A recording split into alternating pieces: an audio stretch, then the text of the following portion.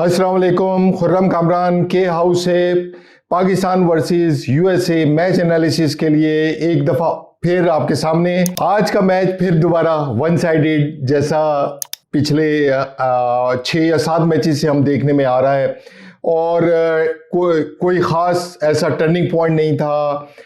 Total dominate किया पाकिस्तान ने। कप्तान ने कहा कि अगर हम ये टॉस जीत भी जाते तो उस वक्त फिर भी हम लोग बैटिंग लेते। बिल्कुल सही कहा उन्होंने। और वो उन्होंने एक और भी बाद में मैच का तज्जिया किया कि हम बहुत अच्छा चेस कर रहे हैं और बहुत अच्छा डिफेंड कर रहे हैं। बिल्कुल सही।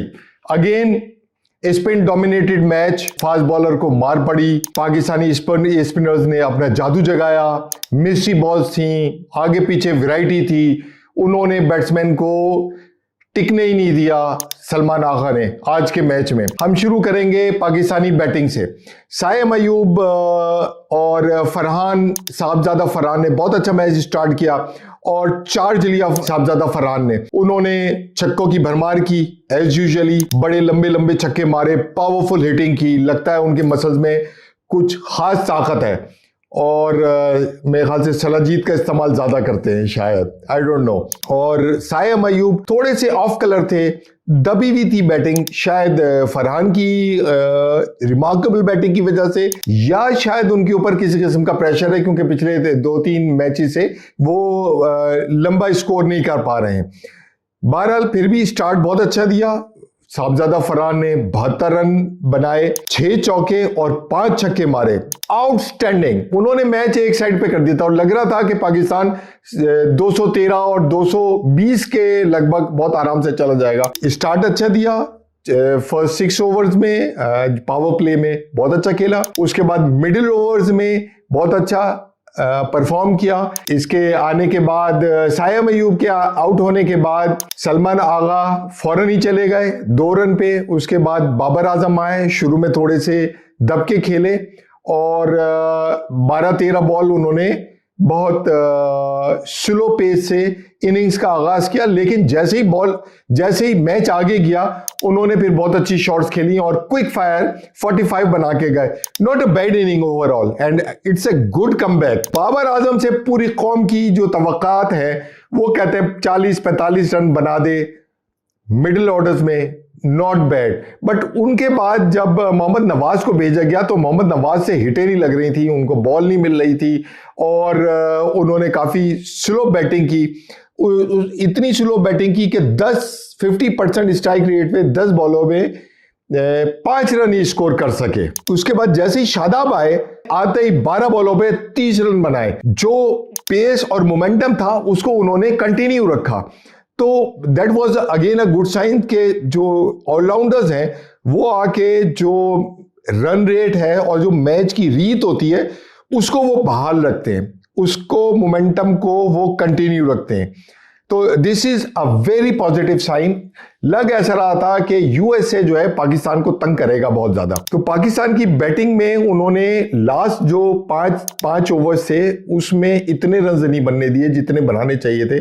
पाकिस्तान 70 रन बना सकता था उसके अंदर और 200 बहुत इजीली क्रॉस कर देता। लेकिन लगता है ऐसे पाकिस्तान 200 रन की टीम नहीं है।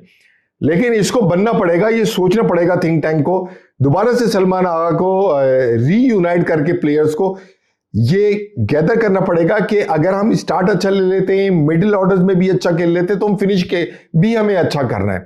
तो होता यह है कि पाकिस्तान स्टार्ट अच्छा करता है, फिनिश अच्छा करता है। मिडिल ऑर्डर्स में, मिडिल ओवर्स में मिडिल ऑर्डर की जो बैटिंग है उसमें थोड़ा सा सुस्त हो जाता है, सुस्त रवि का शिकार नजर आता है। खैर बहरहाल it was a good sign कि फर्स्ट 2 सेशन जो थे वो पाकिस्तान ने बहुत खुश असलूबी के साथ फेस किया और मैच कैरी किया। फ़हीम अशरफ फिर दोबारा आउट हो गए और क्विक विकेट्स गिरी। फ़हीम अशरफ के बाद उस्मान खान आए, उनको समझ ही नहीं आई कि क्या हुआ क्या नहीं हुआ और रन आउट हो गए। लेकिन इसमें उनका कसूर नहीं था क्योंकि वो शाहीन आफरीदी जो थे वो नॉन स्ट्राइकर्स एंड से बगैर कॉल दिए स्ट्राइकर्स एंड पे पहुंच गए थे। उन्हें बल्ली चढ़ना पड़ा और उन्हें अपनी विकेट देनी पड़ी। जाहिर है शाहीन आफरीदी सीनियर प्लेयर हैं और आखिर दामाद है बहुत बड़े प्लेयर के और उनको आज 100 विकेट भी करवाई गई जबरदस्ती, जबकि बड़ी बुरी मार पड़ रही थी। 10+ की इकोनॉमी रेशो के हिसाब से। बहरहाल अबरार ने भी बैटिंग की और पाकिस्तान ने बहुत अच्छा टोटल जो है वो स्कोर कार्ड पे शो किया। बहरहाल 190 फॉर 9, ये 190 फॉर 5 और 190 फॉर 6 होना चाहिए था। अगर ये 4 विकेटें फालतू में पाकिस्तान नहीं गिराता तो ये 200 रन का जो बैरियर है वो तोड़ देते। बड़ी टीमों के खिलाफ सोचना पड़ेगा साहब, वो इसलिए कि 190 वो बहुत आराम से कर लेंगे, स्पेशली अब जो इंडिया के साथ मैच है आपका, वो 190 को खातिर में नहीं लाएंगे और 16-17 ओवर में पूरा कर देंगे। आपकी बॉलिंग थोड़े से अरसे में ऐसा लगा था कि स्पिनर आपके फेल हो रहे हैं। अब आते हैं यूएसए की बैटिंग की तरफ। वो इनिंग उन्होंने बहुत अच्छा स्टार्ट लिया। शायान जहांगीर बहुत अच्छा खेले, आउटस्टैंडिंग परफॉर्मेंस ही, इतनी अच्छी बॉलिंग अटैक, जो स्पिन अटैक था उसको बहुत इजी खेल रहे थे और जहां लूज बॉल मिल रहा था वहां वो शॉट मार रहे थे, क्योंकि शॉट सिलेक्शन बहुत अच्छी थी। एनडीएस गॉस ने उनका बहुत अच्छा साथ दिया शायान जहांगीर का। शायान जहांगीर ने 49 रन बनाए और गाउस ने 13 रन बनाए, बट उन्होंने एक स्टैंड दिया जो चाहिए था उन्हें, ताकि वो बाद में चार्ज करते, लेकिन उनके पास वो स्पार्क नहीं है उनकी बैटिंग में कि वो आके कैरी करते और लॉन्ग इनिंग के खेलते। यूएसए का ऐसा है कि यूएसए में कोई ऐसा इतना स्ट्रॉन्ग स्ट्रक्चर नहीं है कि जैसे स्कूल क्रिकेट नहीं है, अंडर 14, अंडर 16, अंडर 19। आईसीसी ने उनके ऊपर फाइन भी लगाया था लास्ट ईयर कि वो कैरी नहीं कर रहे, उनके टारगेट्स पूरे नहीं हो रहे। तो मेरे ख्याल से उनको अपना स्ट्रक्चर खड़ा करने में 5-8 साल लगेंगे, जब तक वो ऐसी पकड़ दकड़ करते रहेंगे। जैसे पाकिस्तान के एक फास्ट बॉलर हैं एहसान आदिल, वो 2015-16 से भी पाकिस्तान की तरफ से खेले थे और अब आके वो 2026 में यूएसए की तरफ से खेल रहे हैं। इसी तरीके से इंडियन प्लेयर्स हैं उनके पास और भी दूसरे कंट्रीज से वो पिक एंड चूज करके लेकर आए। ये सिलसिला कब तक रहेगा? जैसे आपकी यूएई की टीम है और आपकी ओमान की टीम है, मिडिल ईस्ट में ऐसे ही होता है कि दूसरे कंट्रीज के आके जो प्लेयर्स हैं वो खेलते हैं और उसके बाद फिर उनको चांस दिया जाता है और वो उसमें परफॉर्म करते हैं, उसमें अच्छे प्लेयर्स भी मिल जाते हैं, पर टीम कॉम्बिनेशन हमेशा से फुकदान रहेगा इनके साथ। मिडिल ऑर्डर में मिलिंद कुमार ने बहुत अच्छा खेला, उन्होंने 29 रन बनाए 22 गेंदों पे। उन्होंने उम्दा इसलिए खेला कि पाकिस्तान की जो बॉलिंग है वो बड़ी डिफिकल्ट थी। आप देखें उसमें मिस्ट्री बॉल है, उसमें रॉन्ग वन है, उसमें स्ट्रेटर वन है, उसमें लेग स्पिन है, उसमें ऑफ स्पिन है, ऑन दी अप बॉल आता है, स्किड करता है। जो बॉलिंग चेंज थी सलमान आगा की, वो ऑफ एंड ऑन उन्होंने बहुत जल्दी जल्दी की। एक ओवर कराया साइम अयूब से, उसके बाद मोहम्मद नवाज को लेकर आ गए, मोहम्मद नवाज से उन्होंने 2 ओवर कराया, उन्होंने ब्रेक थ्रू दिया और वही टर्निंग पॉइंट था मैं समझता हूं मैच का। हालांकि उन्हें पहले ओवर में छक्का पड़ गया और 10 रन दे गए थे, ऑड रन्स, लेकिन उन्होंने फिर कमबैक किया और फिर अच्छी बॉलिंग की उन्होंने। शाहीन आफरीदी जो थे वो शुरू से ही उनको मार पड़ रही थी, उन्हें बॉल सही जगह नहीं गिरा रहे थे, सही स्पीड से नहीं गिरा रहे थे, उनकी बॉडी ज्यादा गिर रही थी। वो उन्होंने टीवी रिप्लेस में भी दिखाया उन्होंने कि 2024 में जो थे उनकी बॉडी इतनी नहीं गिरती थी जितनी यहाँ पे, वो अब मेरे ख्याल से जान ज्यादा मार रहे हैं ताकि वो उन्हें स्पीड मिले, स्किड मिले और उनका स्विंग ज्यादा हो। लेकिन बहरहाल टाइम के हिसाब से बॉलर अपनी ये वाली चीजें, एक्शन और जो ग्रिप्स हैं और बाकी सारी चीजें वो चेंज करते रहते हैं। और इमरान खान भी करता था, वसीम अकरम ने भी थोड़ा सा चेंज किया, अपना मॉडिफाई किया था, बहुत ही मामूली सा जो नजर नहीं आता, लेकिन जो 2-2 साल के गैप से अब दिखाते हैं, एनालिसिस करते हैं, तो उसके अंदर वो बिल्कुल बहुत अच्छा नजर आ रहा होता है। पाकिस्तान के स्पिनर्स की जो बॉलिंग एनालिसिस थी उसमें उस्मान तारिक, जिन्होंने अपना वर्ल्ड कप डेब्यू किया और जिनके बारे में रमीज राजा बता रहे थे कि ये इन्होंने दुबई के रेस्टोरेंट में भी जॉब की है और वहां सब्जियां काटा करते थे, और उसके अलावा वो फिर पाकिस्तान से भी खेले, फिर वहां जाके यूएई से भी खेले, वो यूएई की टीम की तरफ से नहीं बट वहां जाके खेलते थे, उन्हें पर मैच पैसे मिलते थे और वो जाके उन्होंने गुजारा किया। उसके बाद फिर उनको यहाँ से कॉल आ गई पाकिस्तान से कि भाई खेलो, तो वो उन्हें बिलीव नहीं हो रहा था। उन्होंने कहा मैं ये कैसे छोड़ के जाऊंगा, अगर नहीं खिलाया तो मैं वापस आके ब्रेड एंड बटर कैसे अर्न करूंगा। बहरहाल उनकी किस्मत जागी, he is 30 years old almost, build उनका बहुत बड़ा है और दिमाग से बॉलिंग करते हैं, बिल्कुल आके जब वो बॉल करते हैं तो आके बिल्कुल रुक जाते हैं, तो वो बैट्समैन के लिए बड़ा कंफ्यूजिंग होता है ये ऐसा बॉलर के जो बीच में आके रुक जाए, बहुत साइड वे से निकल के आते हैं, वो बॉल करते हैं। एक्शन भी उनका जो पॉज देते हैं उसके बाद भी एक्शन उनके 2-3 तरह से है। एक तो वो कैरम बॉल भी करते हैं, उसके अलावा वो जो साइड वे से हाथ लेकर आते हैं वो बड़ा खतरनाक होता है, वो फास्टर वन करते हैं। तो इन्होंने अभी भी किया, आउटसाइड दी ऑफ स्टंप भी खिलाया उन्होंने, और बड़े दिलेर बॉलर है। आउटसाइड दी ऑफ स्टंप उन्होंने फ्लाइट के साथ बॉल की कि खेलो इसको, बैट्समैन को वो खिलाना चाह रहे थे। और उसके बाद जनाब उन्होंने 2 गेंदें बाहर की, उसके बाद एक फास्टर वन की आके जो सीधी उन्होंने आउट किया उसको, बैट्समैन को। उसके बाद जब उन्होंने एंड में लास्ट ओवर कर रहे थे तो उन्होंने 2 आउट किया, he was on a hat-trick. वो फिर और बड़े कॉन्फिडेंस के साथ, फ्लाइटों के साथ भी बॉल की पूरी वैरायटी उन्होंने अपनी दिखाई।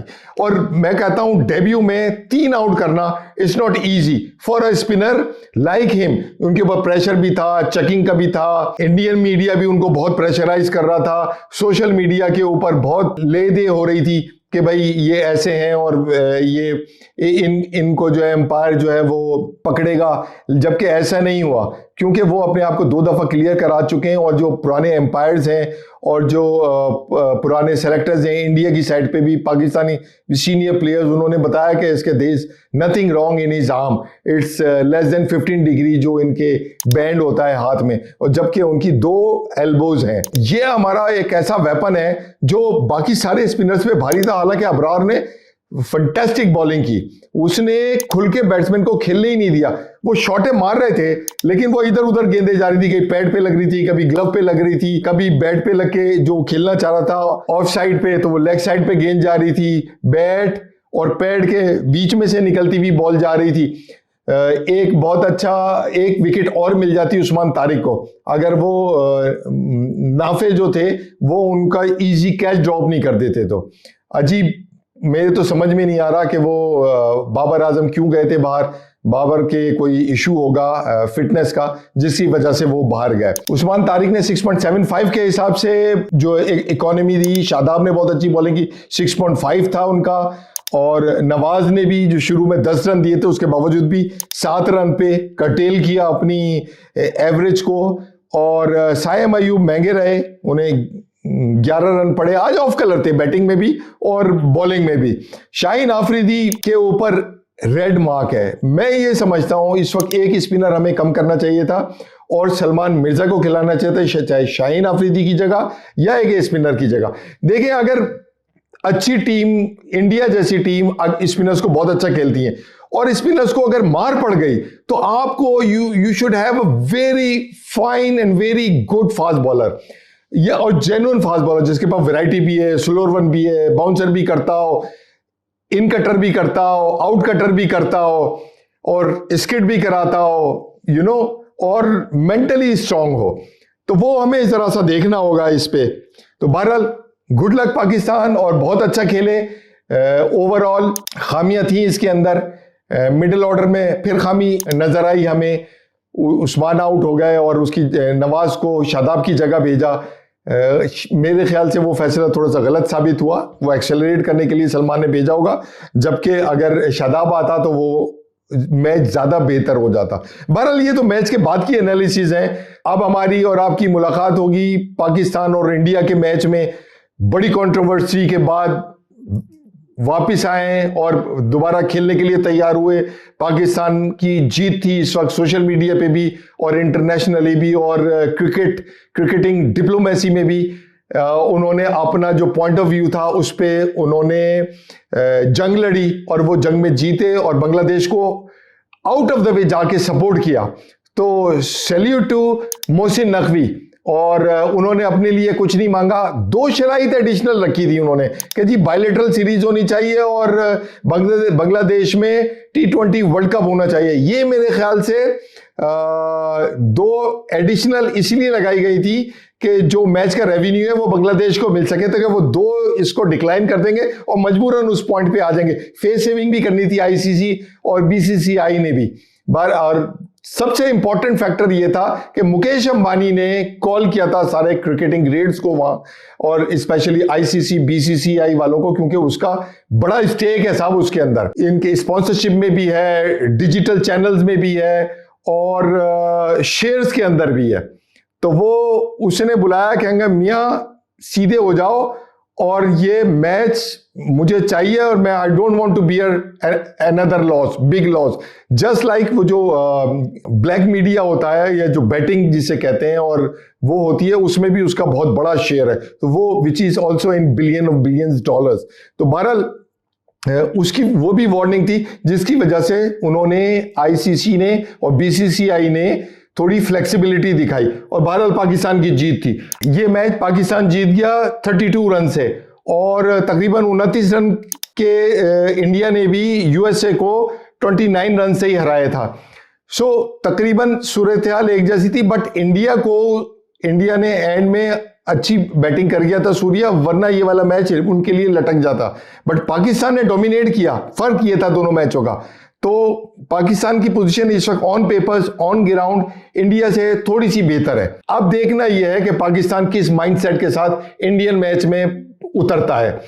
पाकिस्तान मैच जीतता है या हमेशा की तरह से पाकिस्तान मैच हारता है। बहरहाल रमजान है अपकमिंग, और रमजान में बहुत दुआएं होती हैं और पाकिस्तान जीतता है। ये वाले मैच तो रमजान में नहीं होगा 15 तारीख का, लेकिन उसके आने वाले मैचेस में इस वक्त पाकिस्तान टॉप कर रहा है, और रन रेट इंडिया से कम है, बट इस वक्त 4 पॉइंट्स हैं पाकिस्तान के पास, 2 मैच जीत गया है। बहरहाल टिल नेक्स्ट मैच, खुदा हाफिज।